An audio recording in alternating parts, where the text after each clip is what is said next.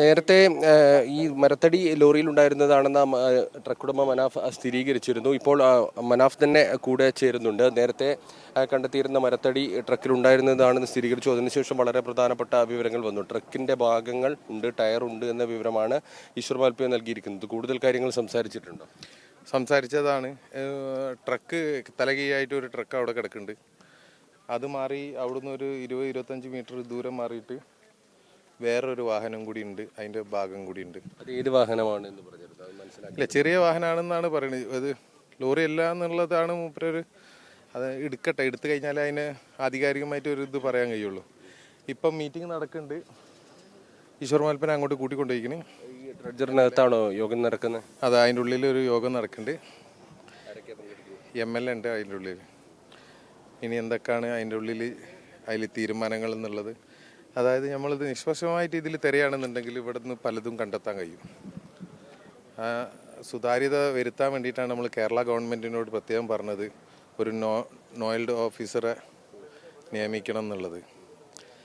അത് 2 സ്റ്റേറ്റിലെ ഉദ്യോഗസ്ഥന്മാരെ വെച്ചിട്ട് 2 ഓഫീസേഴ്സിനെ വെച്ചിട്ട് ഇതിനൊരു സുതാര്യത വരുത്തണം. കാരണം ഇത് ഒരുപാട് ദുരൂഹതകളുള്ള ഒരു കേസാണ്. ഞാൻ നിരന്തരം പറയുന്ന കാര്യമാണ്. പല ആളുകൾക്കും ഈ ദുരൂഹത പുറത്തു വരണമെന്ന് ആഗ്രഹമുള്ള കുറേ ആളുകളുണ്ട്. അവർക്ക് ഇതിൻ്റെ ഉത്തരം വേണം. അതിൽ ഞാനും പെടും. എനിക്ക് ഇതിൻ്റെ ഉത്തരം വേണം. എത്ര വാഹനങ്ങളുണ്ട്, എത്ര ആളുകൾ മരണപ്പെട്ടിട്ടുണ്ട്, ഇതിനൊക്കെ ഒരു കണക്ക്, ശരിയായ കണക്ക് ഇല്ല.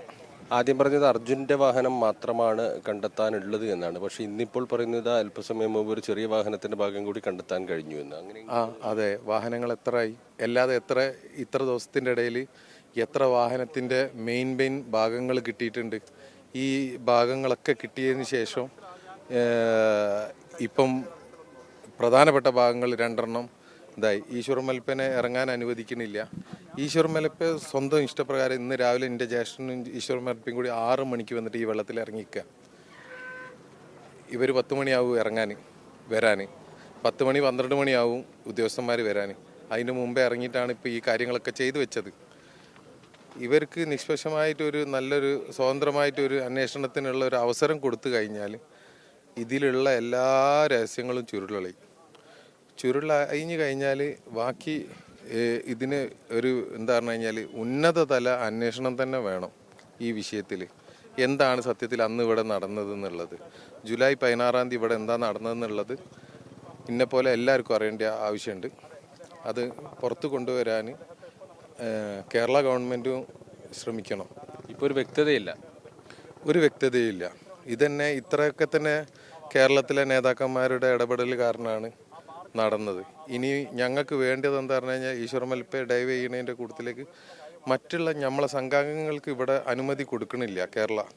കേരളത്തിൻ്റെ ഭാഗത്തുനിന്ന് ആ അനുമതി എത്രയും പെട്ടെന്ന് കിട്ടണം. എത്ര പെട്ടെന്ന് കാരണം അത്രയും പെട്ടെന്ന്. കാരണം ഈ ഡ്രഡ്ജർ കൂടുതൽ ദിവസങ്ങൾ ഇവിടെ നിൽക്കൂല. ഈ പണം മുടക്കിയത് സാധാരണക്കാരുടെ പണമാണ്. അതിനൊരു റിസൾട്ട് ഉണ്ടാവാനാണ് ജനങ്ങളെല്ലാവരും കാത്തു നിൽക്കുന്നത്. അത് എത്രയും പെട്ടെന്ന് നിങ്ങൾ ജനങ്ങളങ്ങോട്ടേക്ക് കുറച്ച് ആളുകളെ ആവശ്യമുള്ളത് വിട്ടു തരണം. അത് കേരള ഗവൺമെൻറ് അങ്ങോട്ടും ഇങ്ങോട്ടും ഇട്ട് കളിപ്പിക്കാതെ ഈ സേവ് അർജുൻ കമ്മിറ്റി ആണ് ഔദ്യോഗികമായിട്ട് ഇതിൻ്റെ പിന്നിലുള്ളത്. പിന്നെ ഈ ദുരൂഹത സംബന്ധിച്ച കാര്യത്തിൽ ഒരു വ്യക്തതയും ഇപ്പോൾ ആരും നൽകുന്നില്ല. ദുരൂഹതകൾ ഇങ്ങനെ തന്നെ ഉണ്ട്. അത് ഇപ്പം ഈ ഭൂമിയിൽ ഞാൻ ആകെ വിശ്വസിക്കുന്നത് ഈശ്വർ മൽപ്പനാണ്. അദ്ദേഹത്തിനെ അത് പുറം ലോകത്തേക്ക് ഇത് കൊണ്ടുവരാൻ പറ്റുള്ളൂ. നിഷ്പക്ഷ ആളാണ് അയാൾ. കൊണ്ടുവരാൻ പറ്റും. ഈ വെള്ളത്തിൻ്റെ അടിയിലുള്ള എന്തൊക്കെ കാര്യങ്ങളുണ്ട് എന്നുള്ളത് പുറലോകത്തേക്ക് കൊണ്ടുവരാൻ കഴിയുന്നത് ഈശ്വർ മൽപ്പയ്ക്കാണ്. ഈശ്വർ മൽപ്പൻ്റെ കൂടെ നമ്മളെ കേരളത്തിൽ നിന്നുള്ള ടീമും കൂടി ചേരുകയാണെന്നുണ്ടെങ്കിൽ രക്ഷാദൗത്യം നല്ല എന്താ പറഞ്ഞു കഴിഞ്ഞാൽ ഇതിൽ ചുരുളയും. ഈ ട്രക്ക് ഉയർത്തുന്നതുമായി ബന്ധപ്പെട്ട് എന്തെങ്കിലും തീരുമാനം എടുത്തതായിട്ട് അറിവുണ്ടോ? ഇതുവരെ ഒരു തീരുമാനം എടുത്തിട്ടില്ല. ഇതിൻ്റെ അടിയിൽ ഉള്ള മാർക്ക് ചെയ്ത് അവിടെ കയറുകൊണ്ട് കെട്ടി വെച്ചിക്കണ് ഈ വാഹനങ്ങളൊക്കെ. ഇനി മുന്നോട്ടേക്ക് ഈ കാര്യങ്ങൾക്കൊക്കെ ഒരു വ്യക്തത വരണമെങ്കിൽ ഇപ്പോൾ ഈ മീറ്റിംഗ് കഴിഞ്ഞ് കഴിഞ്ഞാൽ അവർ പറയും എന്താണ്.